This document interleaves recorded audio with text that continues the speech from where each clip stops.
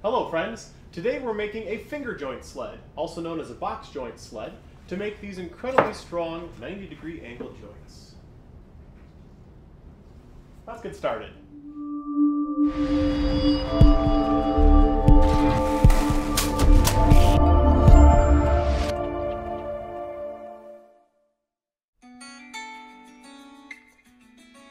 I recently finished building a mission-style porch swing for my wife's aunt and uncle, and I had some scrapped pine pieces left over.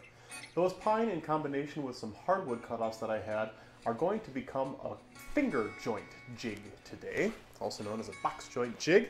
And it's going to look something like this. So I have a longer piece of pine, and this is going to lay on the tabletop surface, like so. Then I have another piece of pine that's nice and plumb and level and straight. This is going to go vertical, so I can have the boards that I'm making the cut on up against it kind of like this. Then I have two decorative pieces, and these were going to be sort of mission-style decorative things that went on the swing, but I ended up cutting different ones, and I saved these. I'm going to use them to reinforce the 90-degree angle on the back that I want. Almost like so. The front is over here where the board's being cut. And then I have some hardwood. Now the walnut is going to be the key that we're going to be making to make sure we have appropriately spaced cuts for the finger joints. You'll see what that looks like shortly. And then I have two pieces of maple, which I cut a couple videos ago for the runners.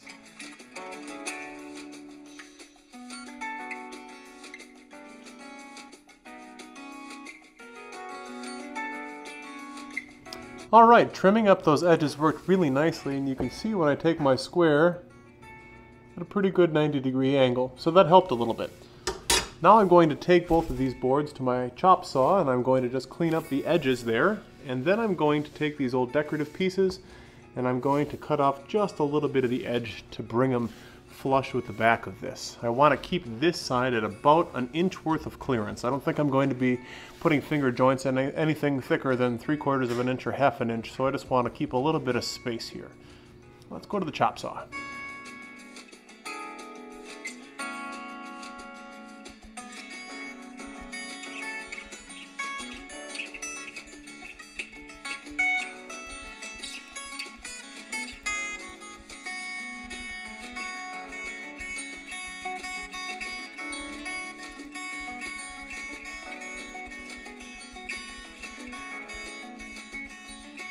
Next I'll put just the tiniest 1/8 inch route over all the surfaces that I need to touch, after I put on my protective equipment.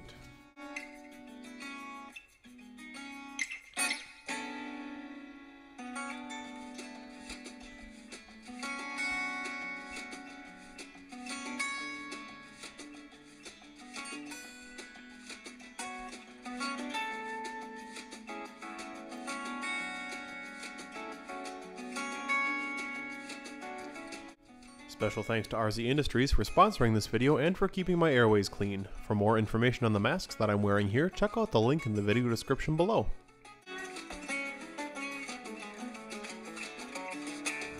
To attach these pieces together, I'm going to be using a few dabs of CA glue in between regular wood glue. I use Titebond 2. I'm going to put it on the surface here and hold it down for about 20 seconds solid. That'll let the CA glue set.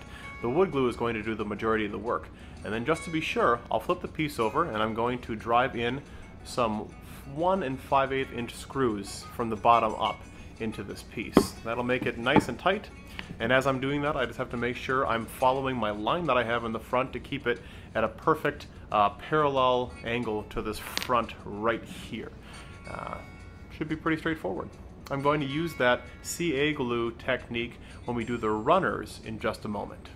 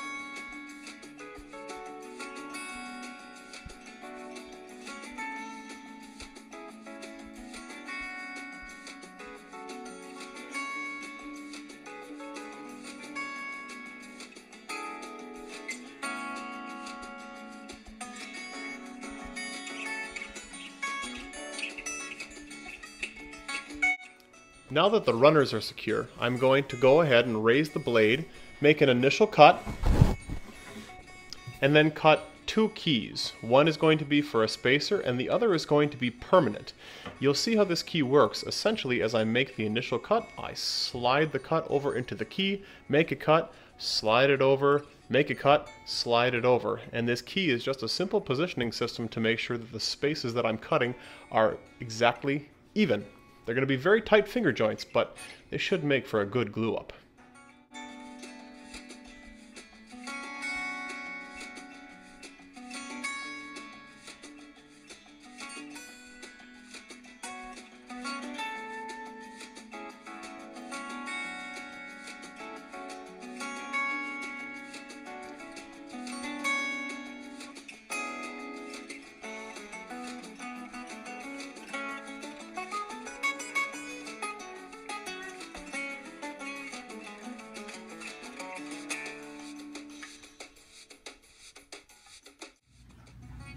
So the first attempt here is just a little bit too tight. You can see if I try to force these together, you see how this is bowing out. That means that my spacer is a little bit too thick and it's in the wrong position. So I need to knock that out, make a new spacer, and try again. All right, let's see how these guys work. See, I should have lined them up first off. I made a mistake of running them the same way both times. I should have bumped them up against each other and lined them up so that I could ideally invert them and they'd be right where they need to be, but let's just assume they are for the sake of this example. Anyways. Oh yeah, perfect fit. Fits like a glove. See, now I drilled my depth a little bit deeper than it needs to go, so these ends here stick up just slightly on both sides. That's okay. After a glue up, they'll be nice and tight and I can sand them down. And isn't this a cool effect? I love how box joints look. Really neat.